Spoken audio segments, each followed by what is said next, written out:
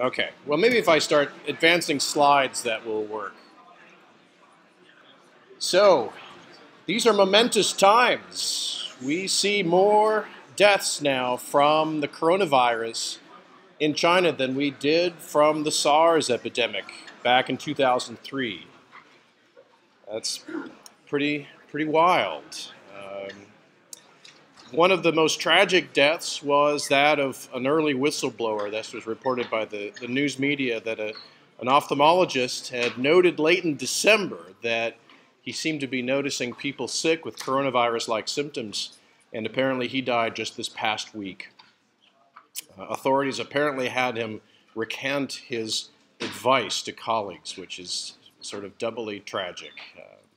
There also is news out of China of bureaucrats being fired or possibly reassigned or something.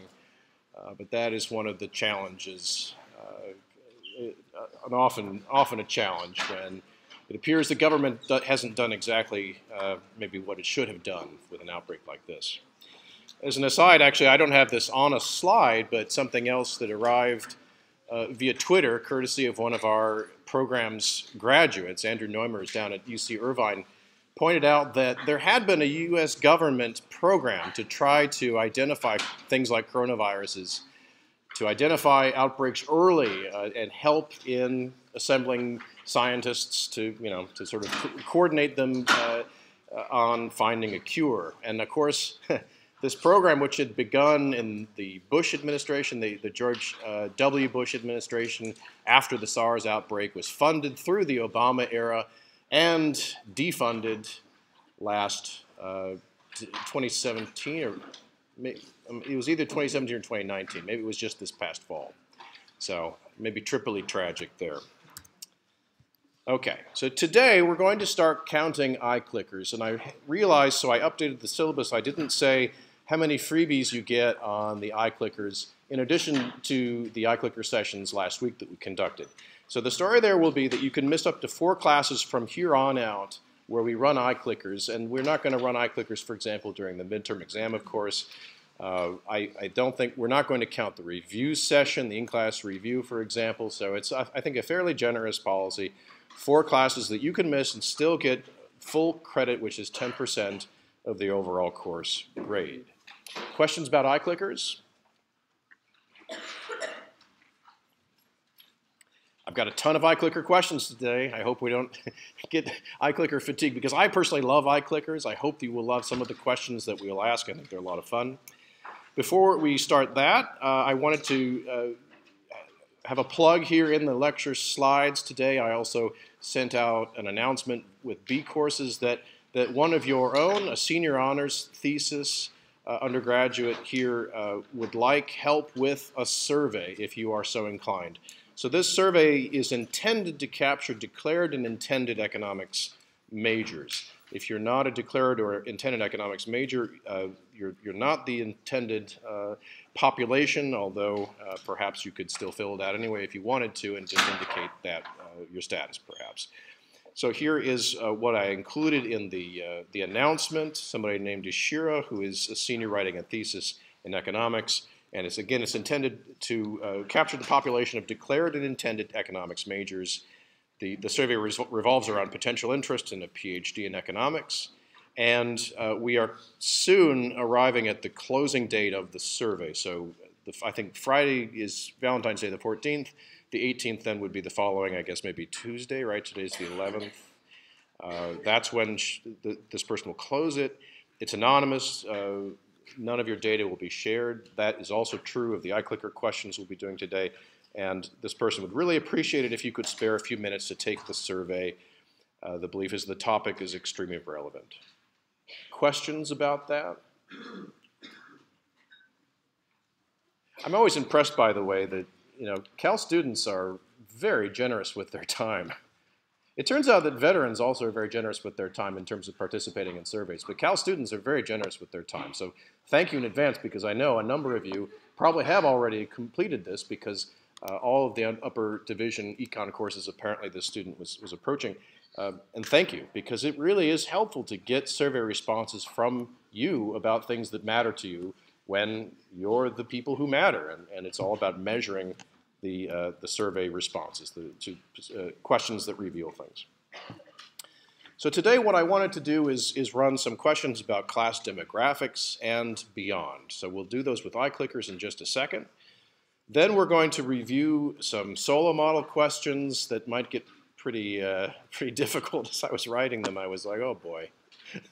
I might have written some real doozies here. It is hard to write a multiple choice question that doesn't seem like it's just unfair, and I apologize. So by all means, when we get to those, let's please make sure we open the floor and ask questions about, the unfair questions that I'm about to spring on you in the iClickers.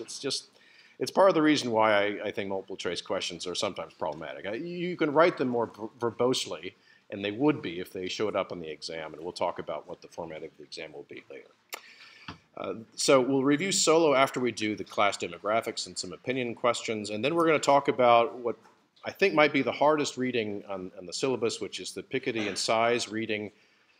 If you read it, congratulations. If you attempted to read it and were not successful, I sympathize. There's a lot there. These are two extremely talented and smart individuals, one of whom is a tenured professor here at UC Berkeley, whom you may have encountered.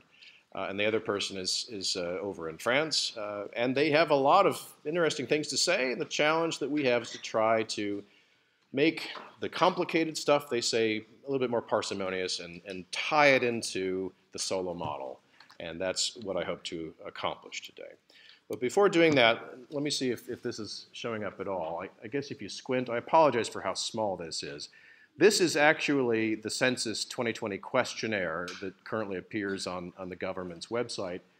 And if you have downloaded the slides, you can look at them in somewhat more close up, which might be a good idea. There's just this is a classic example of a bad slide, and I'm sorry about that. It's hard to section this up and show it to you. The introduction to this, and so all of you will be filling this out if you are resident in the United States. If you are living at home, you might be filling it out, or your parents, or somebody else, your brother, I don't know, somebody else might fill it out for you.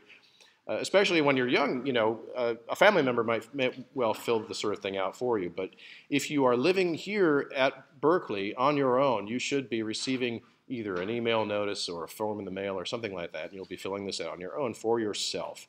So the directions are here. It's, don't count anybody who's living but away from here, either at college or in the armed forces. So for example, your parents at home, if they're living in the United States, are directed not to include you there if you're not actually living there. Now, people probably do sort of interesting things with either reporting or not reporting, I don't know. I kind of doubt there are many Americans who try to game the system of apportionment. That's kind of part of all this, right? Is how many people are living wherever you're living by switching this. So I think most people follow the rules, but there's kind of an open question as how this is all verified. And Census tries to do that to the extent that it can. Don't count anybody in a nursing home, in a jail, prison, detention facility, et cetera. So if somebody went to jail, they're not actually counted in the census. That's a challenge. It's something to be aware of. So leave these people off your questionnaire. And it's all about this magical date of April 1st, 2020. So the first thing that gets asked is the number of people there. There's some question about the additional people living and their relationship. And then you're asked to fill out this roster for each person. So let me just go ahead and show you that. So what have we got? A first name, middle initial, last name, your sex. And so this is the way it still gets asked. And this might seem a little archaic. It kind of is. First of all, to call it sex rather than maybe gender or identity or something. But that's how it's asked. This is kind of standard. So it's, you have two shots. You either get to choose one or the other, and that's it. Even though estimates suggest that something like maybe, I think it's 2 to 3% of the population identify as something other than this. That's still the way it is. One can say something about the consistency, I suppose, of the question over time because it has stayed the same, but it has not adapted to the new realities. So then the question is, what is the person's age on April 1st, and also the actual birth date, the month and day and year of birth. And then down at the bottom is the question about what we call ethnicity here, in the United States. And that is synonymous with Hispanic or Latino or Latina or Latinx identity. This is debatable, and it's been debated routinely. What does it mean to be Hispanic or Latino or Latina or versus African American or something else? And the decision has been made to keep these two things separate. So here down at the bottom is the first question of the various Hispanic or Latino heritages that you can claim, and you can write something in. And then up here at the top in question number 9 for each individual on the roster is what we refer to as the racial identity, either white, black, or African American. That's the second checkbox, American Indian or Alaskan Native. And then a whole bunch of different checkboxes all kind of crammed in here, interestingly, without a write-in category. This one is an interesting one that says other Asian print, for example, Pakistani. So you can say Asian Indian, but you cannot have a checkbox for Pakistani. There's a checkbox for Japanese. There's a checkbox for Chinese, but of course, as we know, there are many different subdivisions there as well that are not listed in a write-in form. And of course, these are optional. So your census form doesn't get invalidated if you don't write something in. But this is kind of remarkable. This is new this year. If you're white, you can print, for example, German, Irish, English, Italian, Lebanese, Egyptian, etc. And I think there was a fair amount of controversy about this question, but whether to include a separate one, for example, for people who usually consider themselves white or Caucasian, but who might hail from places like Persia or Armenia or parts of the world that don't fit into at least the first several of these. Lebanon and Egyptian, you're getting closer to that, Lebanese and Egyptian, and you can write it in. And in fact, you can write any old thing you like in there. The big question, of course, is how it's all going to be coded for social scientists to look at. So there it is. These things evolve. And I'm not an expert in racial identity, but other people in the demography department and sociology departments here at Berkeley have thought a lot more about this sort of thing. Every 10 years we're faced with trying to place ourselves into categories that the government thinks might not irritate us too much. And so that's what we're going to do, if you don't mind. The big challenge, of course, is that we only have 5 different clicks on the iClicker to actually measure this, and so I've done some binning, which is not ideal, but I'd like to have a look at it. And these are all completely optional. So there will be a chance for you to use your iClicker for a question in the solo model later. So if you don't want to participate in this, that's absolutely not a problem. Just sit it out, and that's fine. There's no problem with that. Let me just make this clear too. So since actually 2000, you can check multiple boxes. That's something I didn't mention, but up here at the top, mark one or more of these boxes and print origins. So you're directed to print. I don't know what in the world I'm going to print, to be honest, as my origin. I have no idea. I think my parents might know. They're really big into that stuff, the genealogy stuff. But I have no idea what my origin is. I don't know. So I don't know what I'm going to do. I'm going to come up with something, I guess. So soon is St. Patrick's Day. It's in March, I think, right? And we'll talk about this magnificent conundrum of why it is that so many Americans trace their lineage to Irish ancestry, even though the total number of historic Irish immigrants is extremely small compared to the other stocks of other immigrants who have ever come to the United States. So why is that exactly? You can say that you're Irish up here, for example. That's one of the things that people could write in. And so that'll be very interesting to see what people will say. So you can choose multiple boxes here, and we're going to ask the race question twice. So you can answer it differently the first and the second time you answer it if you choose to answer. This is, it's not a common thing for people on average to check more than one box. Only about 3% did in 2010. And a very small number checked more than one box, but sometimes people do. So some promises. Not required. If you don't want to participate, that's not a problem at all. We will absolutely not ever share individual level data with anybody. So your iClicker does link you to your responses, but I promise we will never do that. We never have. We've run iClickers a bunch in the past. We will not do that ever. We will not report averages in cells smaller than 10 students, which sometimes happens, especially for some of the self-reported race categories. Sometimes they get rather small, and I promise we won't do that for small cells. So if there's a category of student that's like 10, we're not going to report it. We will report averages and crosstabs to the class, including what we see as we take the poll.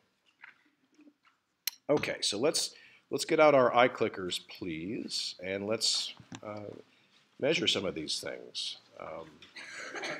There was, I think, one student had a problem with the frequency.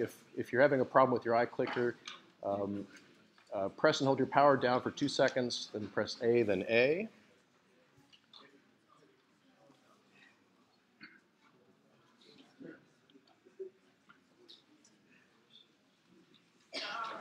Okay.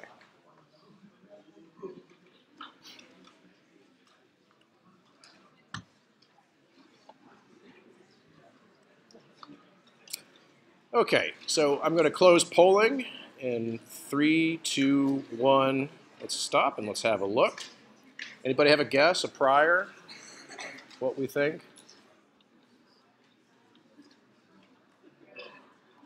56% female. Yeah. 42% male, and then some other clicks. Okay. What age will you be? And there are different categories here. So the more expensive iClickers, you can actually enter a number, but we're going to be simpler than that.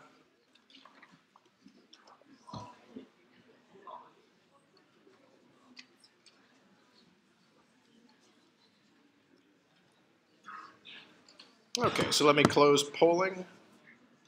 3, 2, 1. Okay, any guesses about what this is going to look like? There's a lot of folks who are 21. Good age. Okay. Okay, so now this is just one page of Hispanic, Latino, Latina, Latinx, or Spanish origin. One of the most interesting things that arises here, I find anyway, is so if you're Brazilian American, what do you call yourself? And I think folks feel like they're Latina or Latino, I think, but that's kind of one of the questions. It's not Spanish, right? Yeah.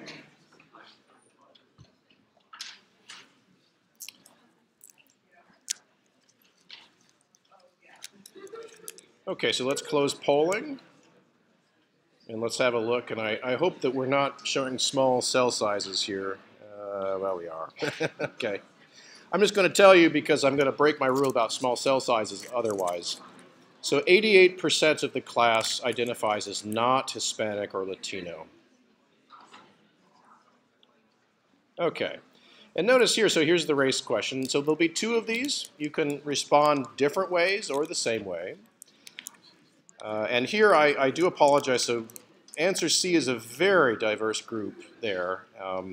And I did it because traditionally, one of the big differences that is useful to measure is the difference between Asian, Indian, and the other Asian backgrounds. And so it's not meant as anything other than, well, let's just group these into 5 different ones if we can.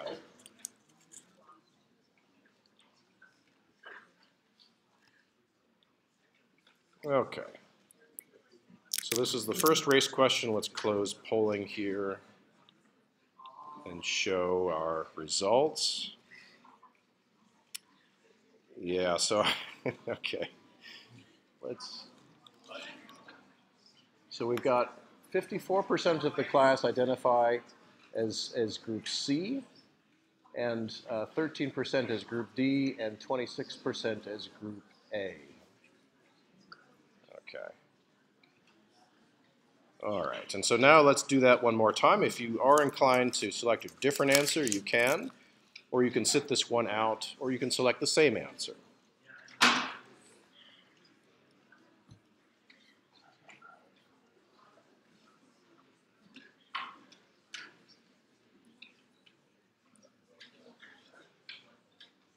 Okay, so let's close polling.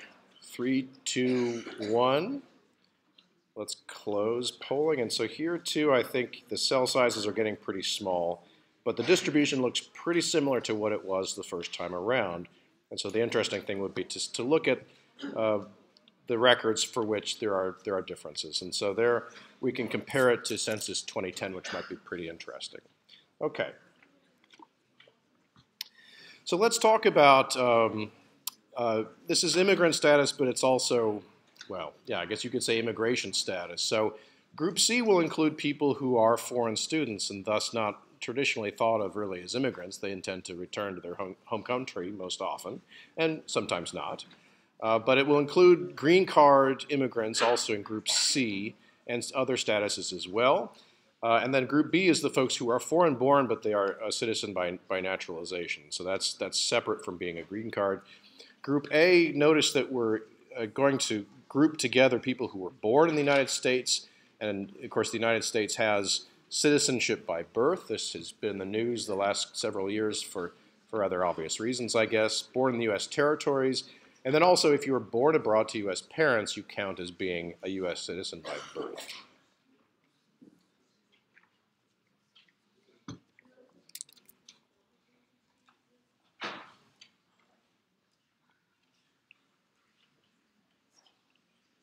Okay, so let's close polling in 3, 2, 1.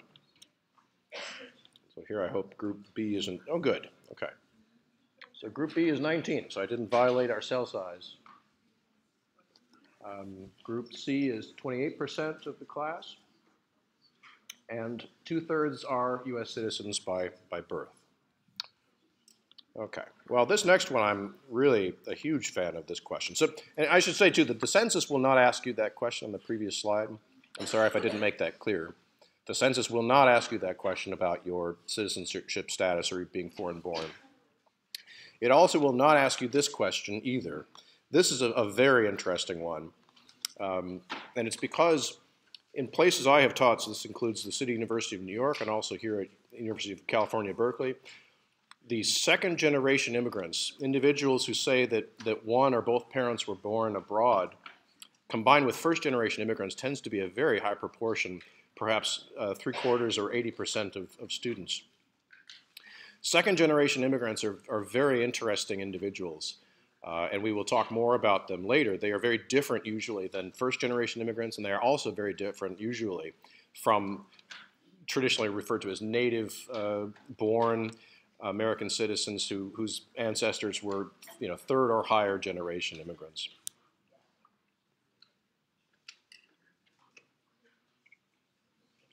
Okay, so let's close polling in 3, 2, 1.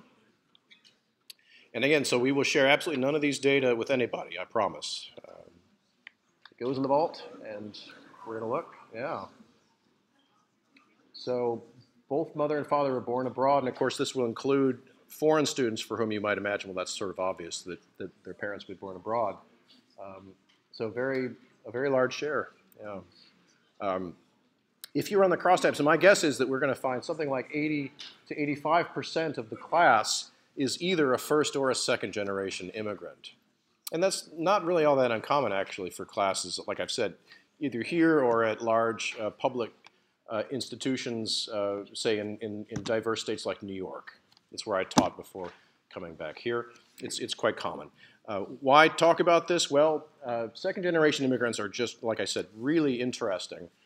And they're so very different. They're very different from natives, and they're very different from immigrants, meaning people who were born abroad. The second generation is very different, and spoiler alert, they're extraordinarily valuable to the country. Extraordinarily. Yeah, that's not often talked much about in the debate. Okay. So let's do this. I think actually, when you applied to UC Berkeley, I think you may have been asked this.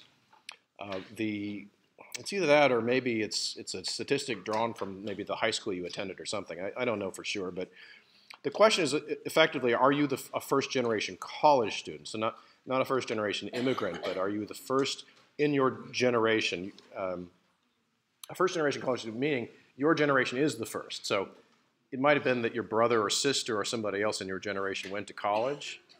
But if your parents did not go to college, then you are a first-generation college student. And it's okay to say, I don't know. Sometimes families are so big and diverse, you have no clue, right? It's okay to just answer C if you feel like it. Okay, so let's close polling in 3, 2, 1. What's your prior about this one? Let's have a look. Okay, so we are sort of violating our cell size of 5, I guess, is not that bad for, and it's I don't know, which is a fairly safe answer there. But there are, so 23% of the class is a first-generation college student, which is also, it's part of the university's mission, I think, formally, probably. And that's, yeah, it gives an insight. Okay. Okay, and finally, we're going to do some questions about perspectives on why you're here in your life and things like that. So we're going to have 3 questions about these sorts of things. The importance to you personally of, and the first one is obtaining recognition from my colleagues for contributions to my special field, and this is sort of your life aspirations. So not here at Cal, where maybe your aspiration is to be really good at video games. I don't know. It's right. It's what you do with your UC Berkeley degree afterward. And with 3 of these questions, you can say essential for each one of them if you feel like. It doesn't matter what you answer to each one of them individually.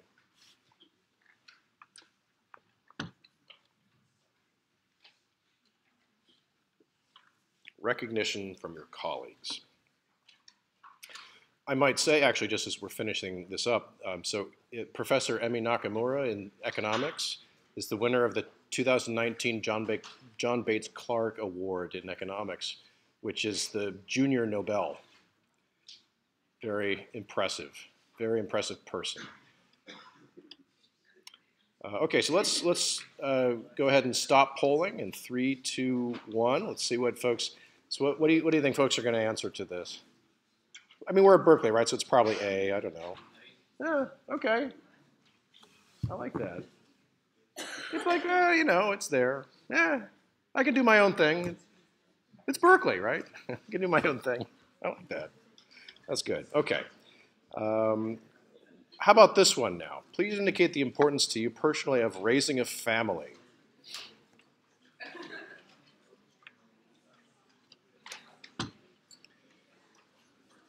Sometimes I wonder if you were to ask this retrospectively for somebody who has actually raised a family, what would you find?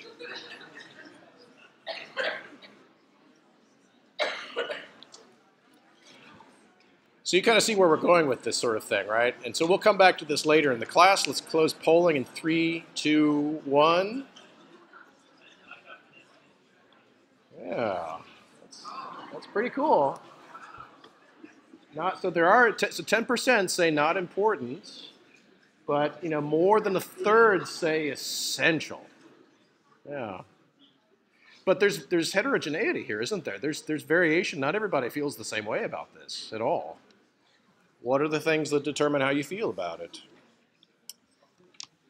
How does the average stack up against other cohorts of students in the recent past? Okay, and finally, the one I know good econ students will love to answer, what's the importance to you personally of being very well off financially? So we didn't phrase the question. This is, you know, off the shelf, out of the box. Very well off, right? It's kind of a funny way of stating it. So do your best. Answer it how you think it ought to be answered.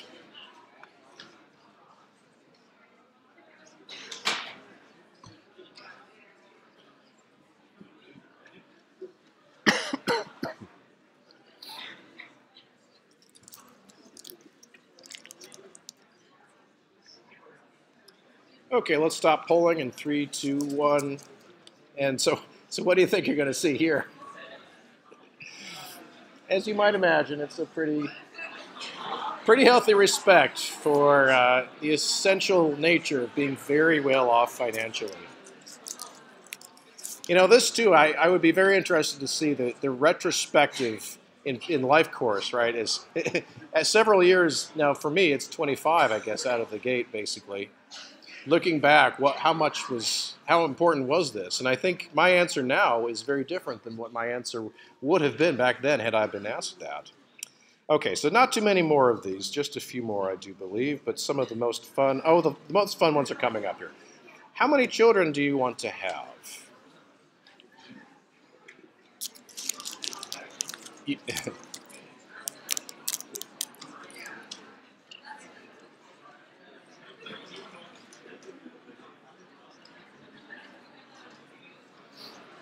Okay, let's close polling in 3, 2, 1. And let's have a look at the distribution. Ah, yes. Everybody says. And of course, beyond that, I didn't ask this, but your two children need to consist of what? A girl and a boy, right? You need to have exactly split. And it turns out at least the odds typically are in your favor of having a split, but it's actually not that rare to have either all girls or all boys if you go for 2. And once you get to 2 and you've had either all boys or all girls, then the question is, are you going to go for the third and roll that dice again? And what might happen?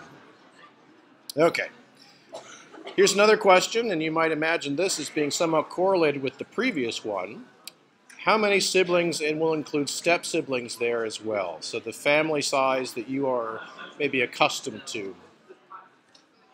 How many do you have?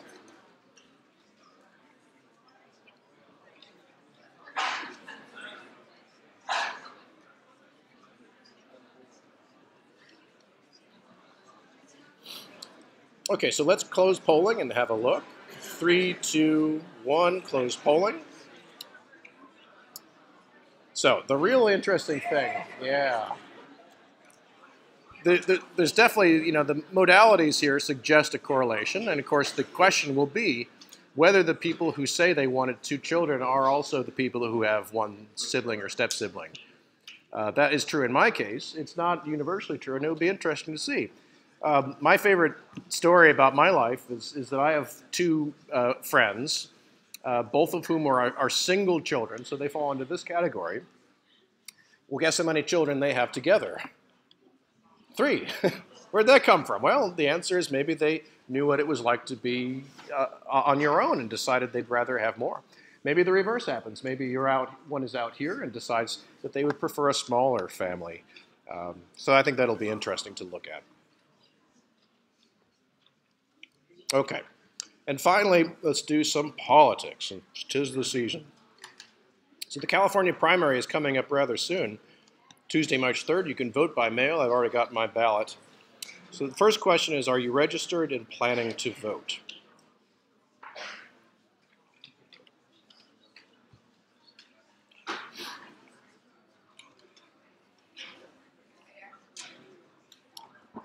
Okay, so let's close polling in 3, 2, 1.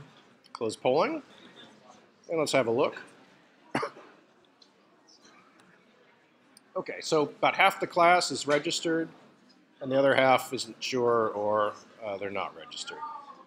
Okay, so here's the real guts. And you can, of course, answer this if you are not registered, if you want. And I apologize to all the Tulsi supporters. She's not showing up here. And everybody else. And you might wonder, so what if I want to vote Republican? Then go ahead and choose E. This is the answer everybody wants to know, the question everybody wants to know the answer to.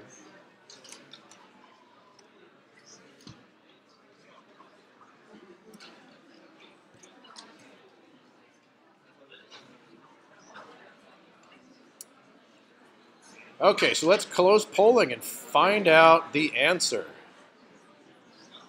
Here we go. Do you feel the burn?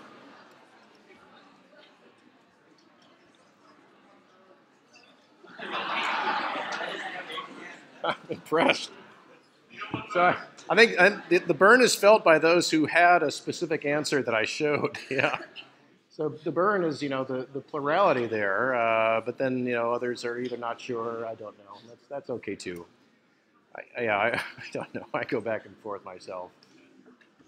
It's fun stuff. Well, anyway, maybe we'll take another poll actually on primary day, and we'll see if that has changed at all. And then finally, and this sort of warms us up a little bit, this is the last iClicker opinion question, and then we're going to go to the solo model and do some iClicker questions. This question of what do you think the most important issue facing the U.S. today? And of course, why we're asking this is because we'd love to see the correlation between this question and answer and the previous answers to the previous question.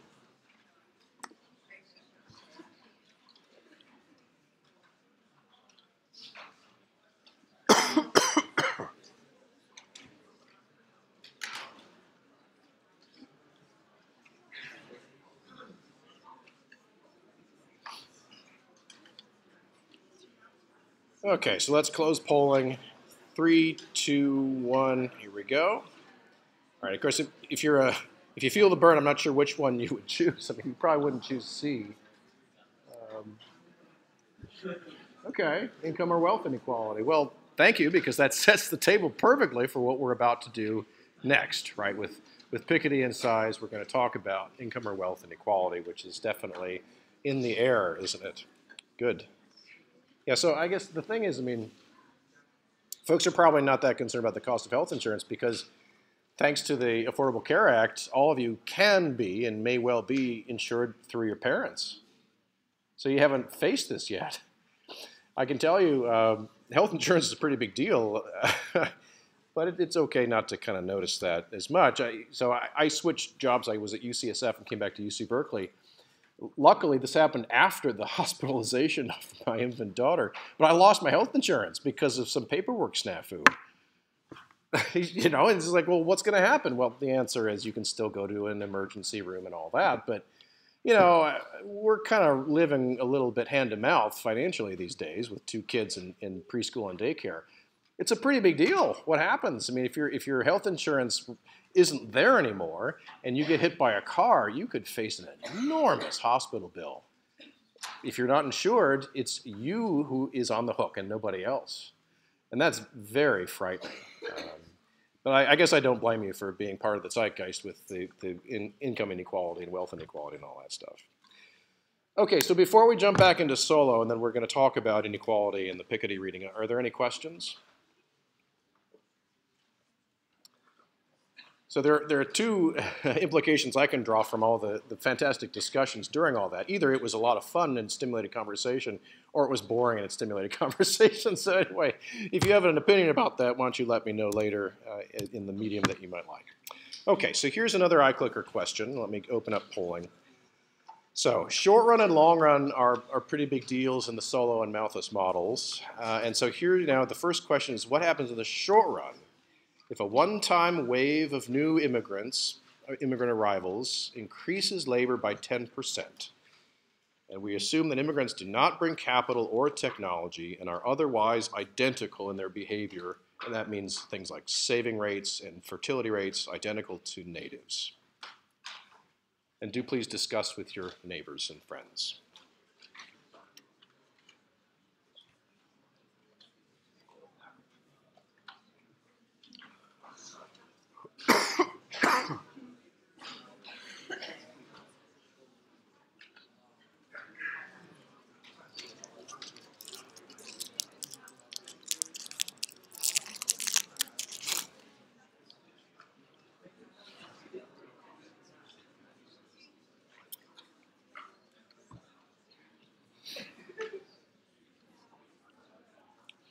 Okay, so let's close polling in 3, 2, 1. Okay, so before we have a look at what the answers are, I think the best answer here is B, that if more, yours wasn't working. Okay. Thank you. Thank you and sorry. Mic wasn't working, mic not turned on. Okay. I think the best answer here is B, that capital and output per worker will fall in the short run if you have an influx of more labor that doesn't arrive with capital or technology. So that's in the short run. Capital is fixed in the short run, so usually is population. But this scenario consists of this thought experiment where population is increased by 10% in a one-time shock. So it jumps up, and then it also keeps rising from there at rate n. So population increases, that reduces capital per worker. It's a leftward jump up here. So we're shocked out of the steady state somewhere to the left. Capital and output per worker will fall in the short run. But, and then that's the next slide. So are there questions about that? Let's have a look at what folks reported. So B, great. B's the best answer. Capital and output per worker will fall in the short run. Questions?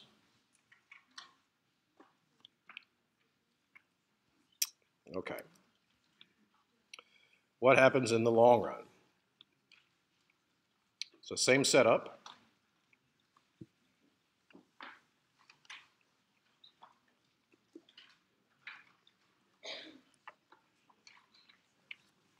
Question.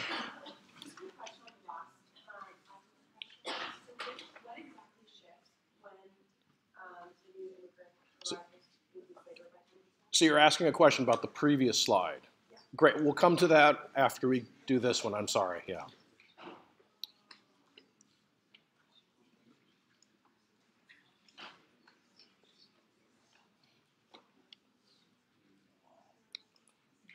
Okay, so let's close polling. In the long run, what's the effect of a one-time shock of immigrants? Let's close polling in 3, 2, 1. Okay. Excuse me. I have to get better about turning my mic on and off here when I'm coughing. Excuse me. Okay, so what's the long-term effect of immigration of this variety? And the answer may surprise you, it's nothing. C. C is the best answer. Let's see how folks did. Okay, great. Nothing happens in the long run. So let me step back, given that there was a question about the previous slide, and let's just talk about the whole story. So let's go back to 6.1. What happens in the short run? The story is one of a bunch of people without anything else. They don't have technology, they don't have capital. They are lifted up by divine intervention and placed in this country where they become workers and savers. So how does one think of that? Well, in the long run, originally, before that happened, the economy was here at the steady state K star and Y star. Underneath this, though, this is capital per worker. So there's a capital stock that's growing at the rate of labor supply growth. So it's growing at the same rate N that the population is growing at. At a point in time, though, when immigrants arrive, they swell the size of the labor force by 10% relative to what it had been. And so capital per worker is 10% lower. So that means that the economy must have jumped to some spot over here, some place to the left of this.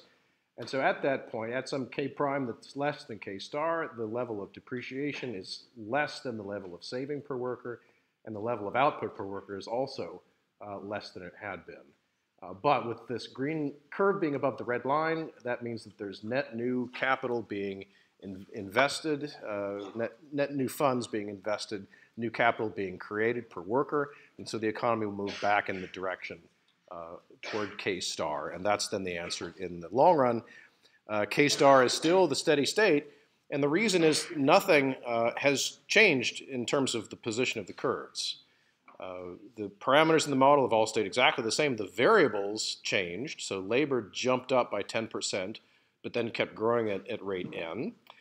The saving rate didn't change because immigrants, we assumed, were exactly the same as natives otherwise. The population growth rate didn't change, so we assumed immigrants had the same fertility rates as natives. But of course, these things are not sort of given, right? I mean, we don't know. And historically, of course, much ado has been paid to this question about whether fertility rates are higher among immigrant groups than they are among native-born. And part of the challenge, of course, is that immigrant groups tend to be young, working-age people because they immigrate when they're young, usually, to reap the benefits of working in the United States. And so natives tend to be older, so of course you would expect that the fertility rates would be higher for immigrants, and so you want to compare it like in a lifetime sense. In this simple model, we're just going to assume, okay, fertility rates are the same, mortality rates are the same, all that. So the net population growth rate is exactly the same for these subpopulations. The saving rate is the same. Nothing, therefore, has changed. The immigrant capital doesn't depreciate any more than native capital. It's all the same. It doesn't really matter. And so that's then the long run steady state. Other questions? So this should remind you of the iClicker question from last Thursday, when the scenario was capital being destroyed in a war. It was exactly the same situation. Which is more plausible in terms of a large effect? It probably is the capital story, because you can actually destroy capital very quickly in a war. It's hard to come up with a very large shock of immigrants. Where are they going to come from? Immigrants arrive in smaller amounts. The immigration rate is something like 1 million people arrive with documents per year. It's not a ton, relative to a population that's about 330 million, of course, it's not a very large proportion at all, and so you wouldn't see this sort of thing happening. You would see a big reduction if in the example from last Thursday, if the capital stock was destroyed by a factor of 2, that half of it was destroyed, you would see this big jump in the capital stock per worker, a big reduction in everything, and then very rapid growth, it turns out, as this gap were opened between saving and net depreciation, raising the growth rates of everything. That's the big story about World War II and Europe following the war. Okay, how about this question? And so now this is harder. What happens in the short run if the immigration wave is a little different? So we still imagine a one-time shock of immigrants arriving that's a 10% increase in labor. But now suppose that immigrants still don't bring capital, but suppose they bring and share improved technology. So a one-time increase in productive capacity, if you like, the productivity parameter. So immigrants arrive, they have new techniques, they share them with natives, everybody knows how to do it, and then that's it. They don't bring any new ideas after that because they only immigrate once. Then they're otherwise identical with natives. The saving rates, the population growth rate is the same. What happens in the short run?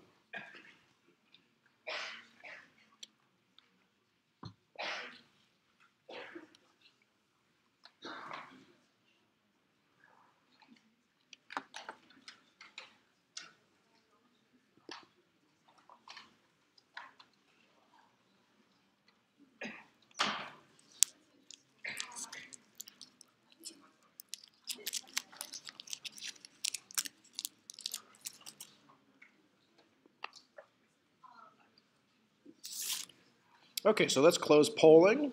3, 2, 1. Okay, so what do you think? This is the trick question, I guess. The answer is it's ambiguous. Let's see how folks did with that. Yeah, so I tricked you. It's easy to write a tough multiple choice question, and I managed to do it. So if you've got technology changing also, in addition to the amount of labor, then there's going to be changes to some of the curves in the diagram, and the tricky thing here is there are changes to 2 of the curves. So output per worker depends on capital per worker, but it also depends on productivity. And so sometimes when we're a little bit more careful about this, we might write y is equal to a times f of k, where capital A is the level of technology to kind of help you with that.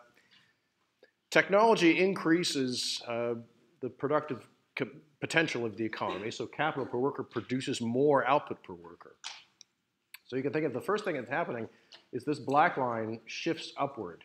So there's more output per worker at every level of capital per worker than before, given that this happened, that immigrants arrive, they have a new production technique, they say, psst, check this out, everybody listens, they all get more productive, more output per worker. Okay, so the first thing is that this line would shift up. The second thing is that this green line also shifts up because it's saving per worker, which is a function of income or output per worker. So this is, saving out of income, and then income is dependent on productivity, which I wish we had written there to make it clearer. So the green line and the black line both shift upward. Now, in the long run, the effect is unambiguous because the green line shifted upward, it'll intersect the red line at a higher level, and that's really the story in the long run. So if you've got this thing happening, immigrants have brought more technology, that's a very good thing in the long run. It increases this steady state K star up to some crossing that's up here when the green line is shifted upward. So what's the problem? What else happens when immigrants arrive? They bring labor. And what does that do? So I pause and take a question. In the short run, does capital per worker fall? Well, so that kind of gets to the point. Yeah, the answer is yes, because not only has technology increased, the immigrants have brought technology, but they also have brought themselves. So they're not these sort of, beneficent, weird, Close Encounters of the Third Kind, Aliens, or whatever. I'm dating myself there, right? Who just sort of come there. Here's a bunch of technology. Have it. See ya. Right? They're not like that. They bring technology, they stick around, and they have increased the amount of labor, which other things equals decreases capital per worker. Now, I'm a decent fan of this scenario because when you think about it, well, immigrants bring a lot of very interesting perspectives to countries when they arrive. What they typically don't bring is physical capital. They might bring wealth, that's possible, but most of the time, not all of the time, immigrants are moving because they want to generate wealth, not that they want to just bring their wealth and say, here, have some wealth. They don't do that. So I actually think this is not an unrealistic sort of way of looking at it, is that immigrants arrive, they reduce capital per worker. So in addition to these green and black curves shifting up, you're also going to see a reduction from K star to the leftward direction, just like in the previous example, in the short run. Because immigrants have arrived, they've reduced capital per worker in the short run. Why is it, though, an ambiguous story? Well, the thing is that, so capital per worker does, I guess, and here's the problem with the multiple choice question, is that capital per worker does, I guess, ambiguously fall. But output per worker has these countervailing effects. One is that this black curve shifts up, which raises output per worker. But the problem is the capital per worker has fallen. So this is part of the reason why I don't like multiple choice questions on exams, because it's a complicated thing here, but the best answer is it's ambiguous. Yeah.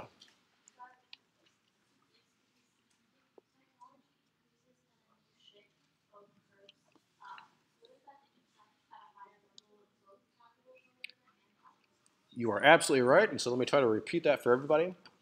If both the green and black curves shift upward, doesn't that result in a higher steady state level of capital per worker where the green and red lines intersect?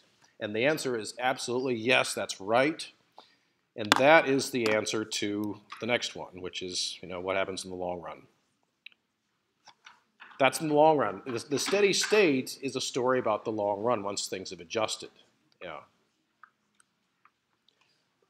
Why? Well, it's more realistic, but it also kind of points out this issue. Immigration might not be so wonderful in every dimension in the short run for natives, and this is one way of sort of illustrating that. But it might be really great in the long run for natives because of this point.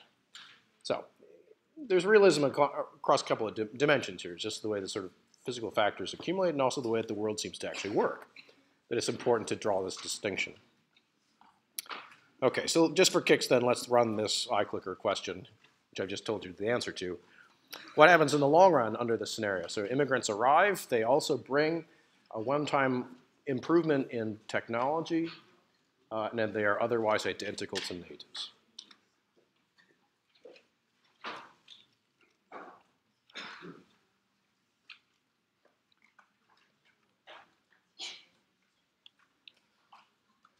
Okay, so let's close polling in 3, 2, 1. And so the answer is A. In the long run, you're going to see an unambiguous increase in capital per worker and income per worker. That's great. Okay. Okay. Questions? So, if you're snowed, that's okay. Please come to office hours and to section. Talk with your friends and other students. Getting practice at this is the way to move ahead. And, stuff goes by quickly in class like this. You can ask questions. By all means, do so. The other way of moving ahead with this, if you're not sure about why we're getting the answers that we are, just come to office hours, come to section. Okay, questions? Okay. So let me just briefly show you, I guess, just to kind of set the table a little bit more. It turns out that a fairly straightforward extension, which you are not on the hook for understanding, an extension of the Solo model actually provides for continuous technological progress. But the problem is that it doesn't come out of the model. It is assumed by the model with a format like this. So suppose you assume that this capital A, which is the thing that multiplies, otherwise the production function just sort of raises output per worker for all combinations of capital per worker. Suppose it just grows at rate G. Then it turns out that what you will find is the economy grows at rate N plus G. It's the population growth rate plus, rather, this productivity growth rate. And the reason I'm showing you this is because this is implicit in the Piketty and size reading. And it's not shown, I don't believe, in the textbook portion that we have for you on B courses, and we didn't show it previously in the slide. So what are you on the hook for? Being aware that this is out there, and the specifics not so much. So technology isn't actually explained. You can assume it, and then the Solo model will tell you things. And then you can say something about growth and inequalities. So let me just jump ahead and kind of get as quickly as I can to the punchline here. In 20 minutes that we have left, this is it's a really smart article about stuff that we actually aren't that smart about. There's a lot about inequality that I don't think we really understand in some deep way, right? We know that there is inequality. I guess the problem is we don't really know exactly why it's there or to what extent it just happens automatically and to what extent policies are responsible for it. And I don't think this paper actually helps us a ton in that regard, but it does make some useful points.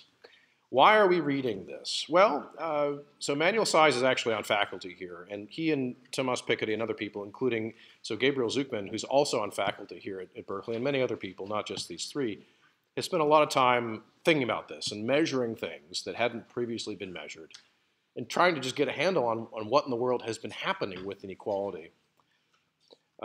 As an aside, I started teaching macroeconomics to undergraduates in the aughts. And it's not as if we weren't aware of inequality, but it wasn't in any of the textbooks at the time. And part of it was because we didn't really know that much about what had happened to inequality over long periods of time. Inequality is not very easy to measure because economies are not very easy to measure. Things that are easy to measure are things like aggregate expenditures, like total consumption spending and total investment spending.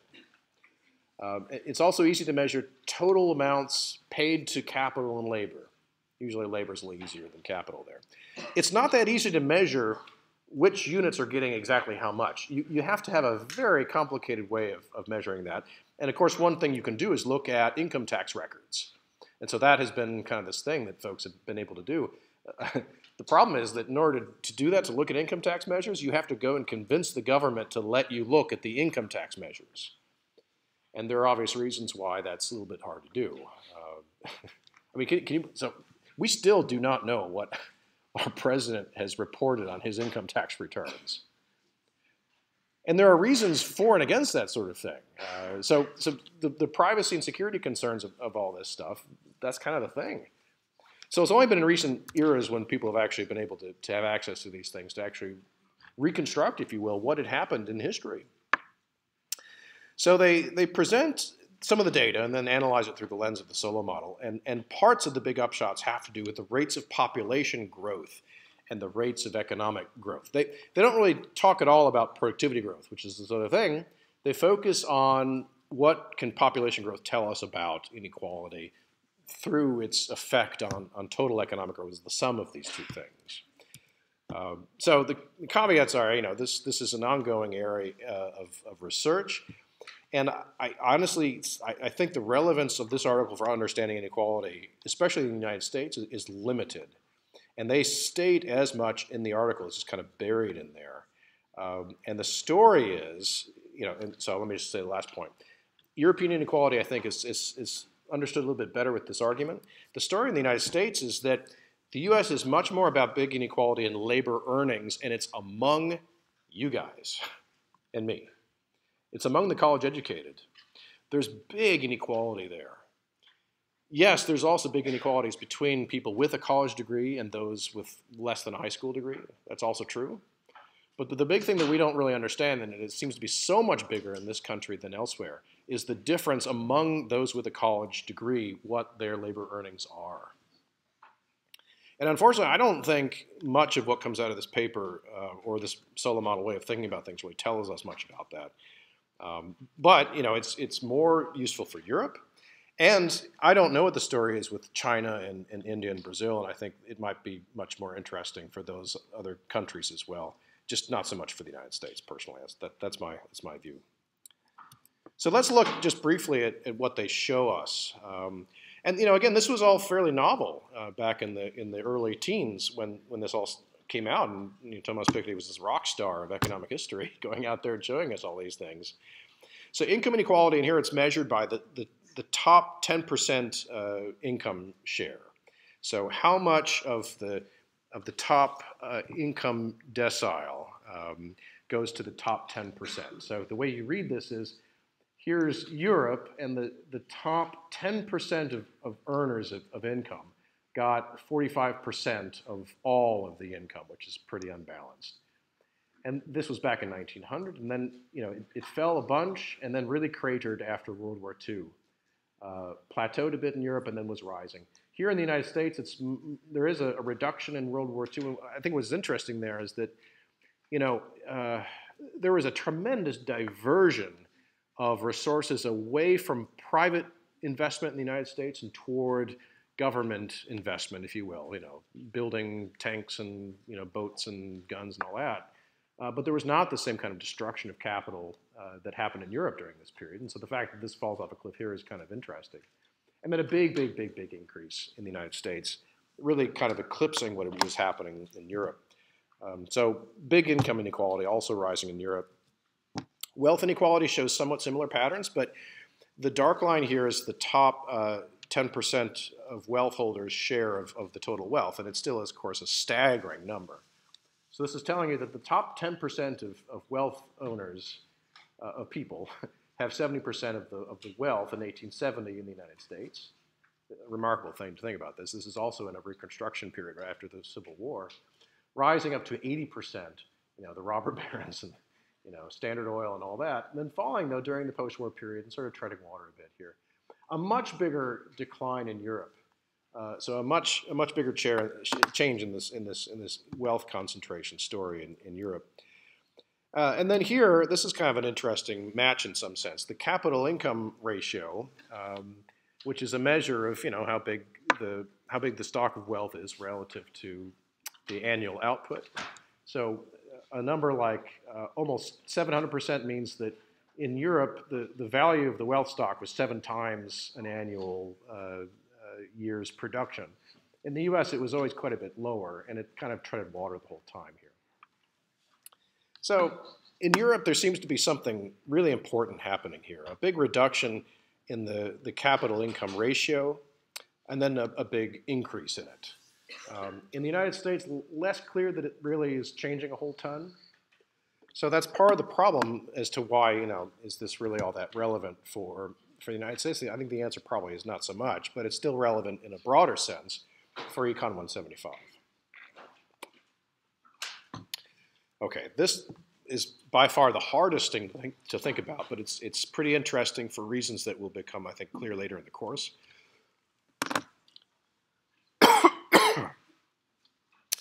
So the rate of return on capital is this darker line here. And so we're talking about a 4.5% average rate of return in the world, which of course is a pretty wacky concept because we're talking about an average rate of return across you know, capital in all these different markets, which is, you know, you're mushing a bunch of stuff together. The concept, though, is that if you owned capital, if you had wealth, you might earn on average a rate of return about 4.5% prior to, well, this is going way back in history, I guess, you know, this period prior to the First World War. And then the wars basically destroying a bunch of these net returns. So the way they're thinking about this is the rate of return, little r, to capital, net of the depreciation rate, but also net of any destruction that you might have arising from wars and all that. A lot of what they're talking about is the you know, sort of the maelstrom of the world wars, but resulting then in this very rapid growth and you'll get that out of the solo model. If the capital stock gets destroyed, like in the example from last Thursday, you'll get very rapid growth. That's this light curve here. After the destruction of capital, and the destruction of capital takes its toll on the returns to capital. It pulls it way down. It was not a real good deal to own capital, especially in Europe prior to World War II, because of what happened to it. It was all just incinerated in a horrible way. And of course, let's just be really clear, right? The real tragedy of World War II was the human toll, right? It's not the capital. Who cares? It's just a bunch of stuff. It's the people who really matter, and that gets lost sometimes. Just to say that. What this showed, though, was these sort of, long-term lingering differences between the net rate of return to holding wealth and the average annual growth rate in output. And why does this matter? It's because the rate of return to owning wealth is what you can get just kind of sitting on your stock of cash, like Scrooge McDuck or whatever, I don't know, rich person you like, just kind of not working, not, buying a part of the economy in some sense by being a worker. It's what, if you like, the old money can kind of earn. And so the hardest thing to think about here is their argument, and this I promise won't be on the exam. It's their argument about what you get if you've got random returns to wealth, but then this is also the case. You will see this increasingly unequal distribution of wealth holding for this reason. A useful insight. The most important thing, though, that I wanted to talk about in the 10 minutes that we've got left is what the learning objectives here are for you guys, which is to be able to use the solo model to say something about population growth and the things that we care about. And then to be aware of this perspective of Piketty and size and about the policy implications. Let me just say that the policy implication part is a little bit less obvious, but I think it's, it's easy to just say it simply, and that is that they are concerned about government redistribution and taxes and spending, using the tools the government has to, balance things out a little bit more away from what they see as sort of a natural process in some sense, leading toward massive inequality. So that's, I think, the policy implication they can see. But you could also think about the policy implications that arise from this point, that you could have population growth driving some of this dynamic. Okay, so the wealth to income ratio is what they care about in large part in the paper. And so here is the bottom line for you guys, the learning objectives, right? Use the solo model to think about what is the wealth to income ratio and what determines it. So here in the United States, it's a number served like 4.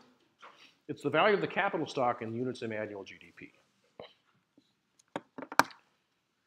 So if you think about, well, what's the capital stock worth? It's the physical stuff that's around us, and there's a price on it.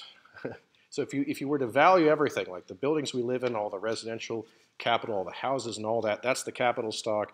That's aggregate wealth. It's the physical stuff that's not people, right? It's the things that matter. So in this model, it's uppercase K over L. It's also little k over, I'm sorry, it's uppercase K over big Y. It's this. It's also little k over little y, and it's because L cancels basically, right? If you just take the ratio there, the common denominator just drops right out. So this is what I want everybody to get their heads around and understand. So how do we see this capital output ratio in the solo diagram? Well, little k is the horizontal variable, and little y is the vertical variable. Little y is given by the functional value of this thing, the output curve at whatever k happens to be. So the value of little y here is the vertical height up to wherever this blue dot is, and the value of k is the horizontal distance from the origin out to this vertical drop down, right? So what we're talking about is this, it's 1 over the slope of this dashed blue line from the origin out to this. Questions? I know at this stage we all probably just had enough, right? If you think about this, if you're confused by it, if you think about it for a little bit, I think it'll become clear. the capital output ratio is 1 over the slope of this blue line out to here. And the point is then to think about, well, what determines where this little blue dot is, and thus the slope of the blue line? Well, in the long run, it's the stuff that determines where this intersection is. So K star gets determined by the intersection here. So it depends on the saving rate. That's a big point that the Piketty and size make. And it also depends on the population growth rate, and that seems to be their preferred thing to really think about here. So what happens to K over Y, the capital output ratio, if the population growth rate falls? And it is so easy to get tangled up with things rising versus falling in reciprocals and all this, and you just sort of have to think about it for a second. So if the population growth rate falls, there's the population growth rate, so you're going to have a clockwise pivoting of this red curve. And what that does is increase the steady state capital stock. So K rises from K star to some higher level here. And what happens then, you can visualize this, we've got a higher level of capital per worker. So we're going to intercept the output curve up here, say, and that's going to mean that the blue line becomes flatter, meaning that the slope gets smaller. So K over Y is 1 over the slope, so the capital output ratio gets larger. Now, a shortcut is just to say, well, Professor Edwards, look, I can see that if n falls, then K star rises. And it turns out that that's also true. So that could be a shortcut here. But technically, we're talking about the capital output ratio. Okay, so that's the kind of mechanics that you need to be able to do. It's just, well, let's think about, what does the population growth rate do here? And ultimately, of course, what Piketty and size are talking about is they say, well, it turns out if the population growth rate falls, as it has in Europe, then you end up with more capital in the economy. The capital output ratio is higher. Why do we care? So again, this is the story. Population growth being lower in Europe than in the United States, and maybe more capital per worker increases income inequality. And so that's kind of the guts of everything. You have more capital income, more unequally distributed. That's kind of the reason why you might see something like this. The more technical and difficult, and I was discussing this with Leslie before class, the other argument about this is that you might find that as capital per worker rises, you might find that the capital share of output changes. And that's the very, very technical, very mathy explanation that also is in this reading. And I'm just going to leave it for office hours. I think that's better.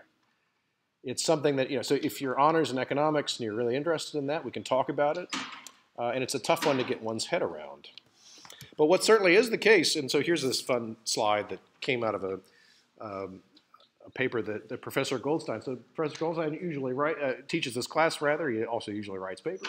And Professor Ronald Lee is the guy who taught it before Professor Goldstein did. And Professor Lee was leading the class 20 years ago when I was at GSI. So they had this paper that pointed this out, that if you look at asset income, even in low inequality countries, you'll see the top decile owning 50%, say, of the asset income in even these very equal societies. So Piketty and size are basically saying, look, if you've got a larger stock of capital in the economy, right there, that gives you more inequality through this wealth inequality thing. But again, one of the challenges is that in the United States, it's really not a story as much about wealth inequality. It's more a story about income inequality, and that will sort of pop out if you look back at these sorts of things. So there's wealth inequality.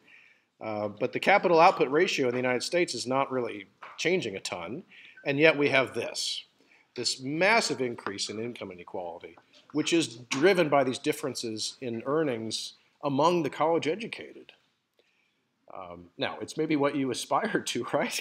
Go take a job first at Google and then have a startup firm that you work at for a while and you just make a killing, right? But that's part of what is driving this. And it's part of what is driving sort of the winds of political change.